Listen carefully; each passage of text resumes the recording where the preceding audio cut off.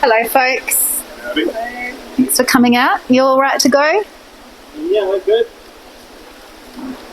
Yep. Waiting on a thumbs up from you other two. You're good? You're good?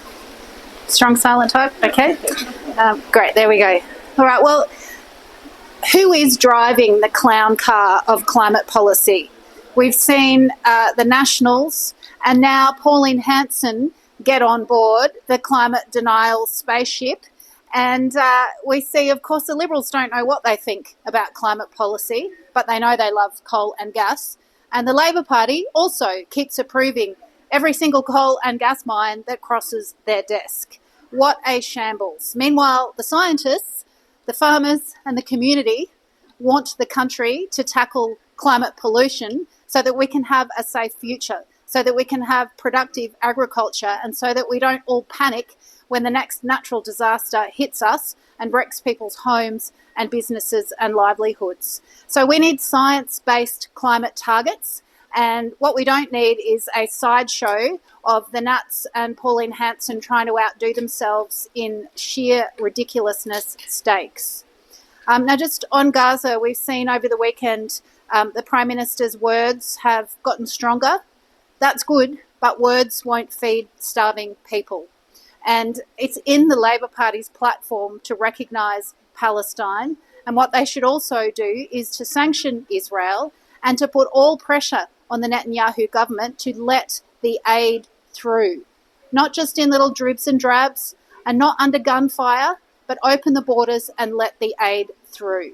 And we will keep pressuring our government on this issue because everyone can see now what a heartbreaking humanitarian catastrophe this is, and no Australian wants to know that our government could have done more but chose not to.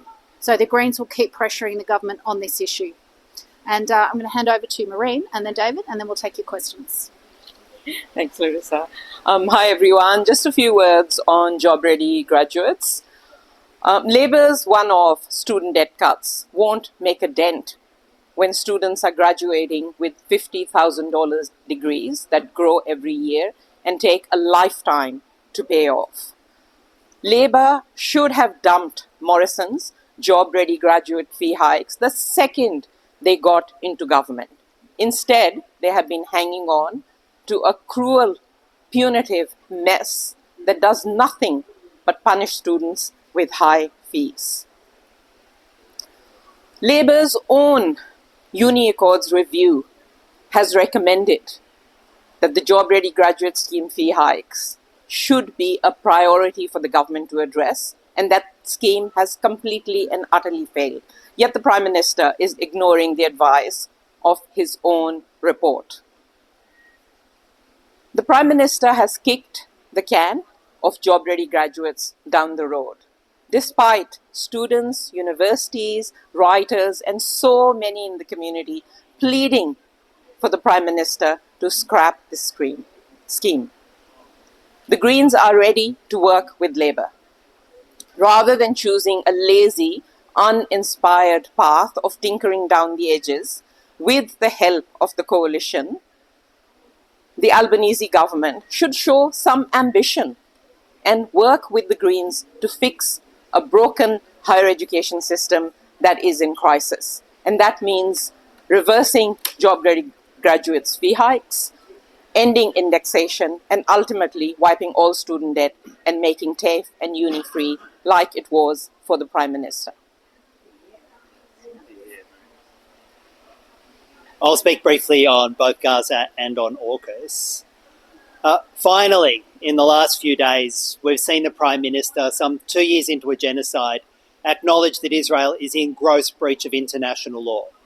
But with that recognition comes an international legal obligation for Australia to act. A genocide is not a messaging problem for the Labor Party. A genocide is a moral stain on the planet, and our government has a fundamental obligation to act, which starts with ending the two-way arms trade with Israel. Stop sending F-35 fighter parts into a genocide and cancel the almost $2 billion in contracts that Australia has with Israeli arms manufacturers. That would be the clearest possible signal to send to Israel and be part of an international pressure to open up the borders and get the aid flowing into Gaza to save people's lives. When it comes to AUKUS, we again have seen the Australian public miles ahead of where both Labor and the Coalition are. More than 2 to 1 when you poll Australians, they are overwhelmingly in support of us moving towards a far more independent foreign and defence policy. The numbers that came out in essential polling today show how far Labor is from the Australian public on this. On the same weekend that Labor is doubling down on AUKUS, tying us to a bully in the form of Donald Trump, and in the dying empire in the form of the UK, the Australian public said they want none of that. They want an independent foreign and defence policy. And yet, what do? We have Penny Wong and Richard Marles running to the United Kingdom as though they're going to save us from our own neighbourhood. We need to be working with our region, working with countries in our neighbourhood to build a genuinely independent and peaceful region. And for Australia to finally step away from the shadow of the United States and the UK to make its own mark in the region. Far from doing that. What did we see this weekend? We literally saw Penny Wong and Richard Marles running to the UK to save us. That is a fool's errand, which will cost us billions of dollars and ultimately make us less safe. Yeah. Sarah Henderson's put forward I guess, like she's put forward for text to be indexed at 3% for their cap. Do you see this as something that the Greens will actually work for that? Well, the coalition and Sarah Henderson are no friends of higher education. We know that. We want indexation scrapped. Tinkering around the edges will make zero difference. And the priority for us is to get the job-ready graduates' fee hike scrapped as soon as we can. And jobs-ready have you been exposed to the Labor on that? Because Jason Clare himself has previously indicated that he didn't support this. Obviously, we haven't seen him do anything about it, but spoken to them? Yes, well, Labor spoke the big game against job-ready graduates when they were in opposition. But in government, it has been more than 3 years now, and nothing has happened. This needs to happen urgently because students graduate every year with more than $50,000 degrees that keep growing. We can do it tomorrow if we want to. What's the delay? Students are suffering every single day with the burden of ever-increasing debt as this job-ready graduate scheme goes on. You mentioned that the end goal is to cut university debt entirely.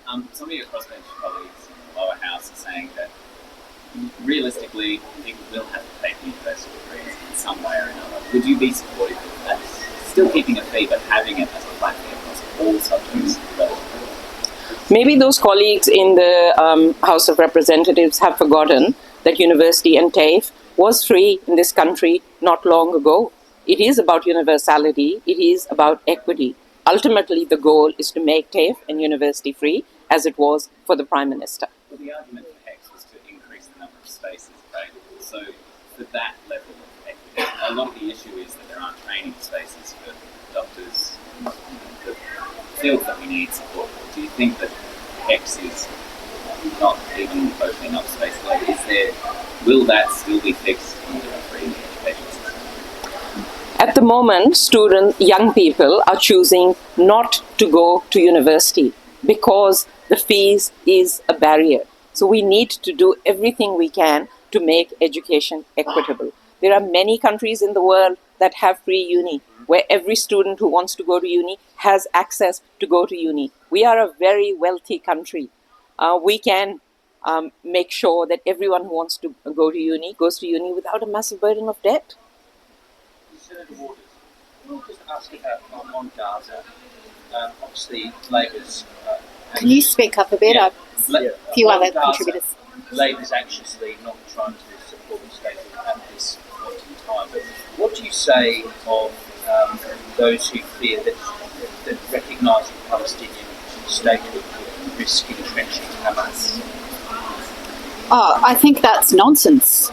And what is clear is that 2 million people are starving and that the Australian government needs to do everything it can to put the pressure on the Netanyahu government, including sanction that government, to ensure that the borders can be opened and aid flow. Now, it's in the Labor Party platform to recognise the state of Palestine. So whether the Prime Minister wants to do that or not, well, clearly that's something that they've said they want to do and should do. And what we also need is that serious pressure on the government to open the borders, and sanctions are the way to do that, like many other nations have done. Australia is not leading the way here. And in fact, we are behind the pack. And I think Australians want to know that our government is doing everything it can to help in this situation. So do you think that recognising Palestinian state is perhaps very briefly? I might throw to David as our Foreign Affairs spokes. That recognising Palestinian statehood would help shift Hamas from the controls in Gaza? Well, Australia has an obligation to work with the people of Palestine and Israel for self-determination, and that should be our absolute focus. But right at this moment, when you speak with the Palestinian diaspora in Australia, they aren't talking about abstract concepts of statehood. They're talking about the incredible practical reality of 2.5 million people living in a genocide. And that means doing everything Australia can to pressure Israel to stop the bombing and stop the killing. To do everything Australia can at the moment to ensure that aid is being delivered and the UN has full access to Gaza. This is not the moment to have an abstract discussion about statehood. This is a moment to say practically, what is everything Australia can do now to end the genocide? And that's where we'd like the Prime Minister's attention. Just one on net zero. The WA Liberals have said they're going to abandon net zero as part of their platform. Is that surprising? And do you think other states can? Well, like there's so many people that want to drive this clown car.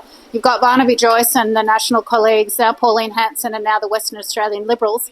Everyone wants to abandon net zero. Well, have a look at the amount that coal and gas companies have donated to those political parties and have a think about why they might be forming that view. Everybody else who's paid any attention whatsoever to the bushfires, the floods, the droughts, knows that we need to listen to climate science and stop opening new coal and gas mines and make that transition to cheap, clean energy as quickly as possible. And I think they look in horror at the likes of Barnaby Joyce and Pauline Hanson, who really don't get the climate science, and they look at the political donations those parties take, and it's pretty clear where their loyalties lie. Thanks everyone.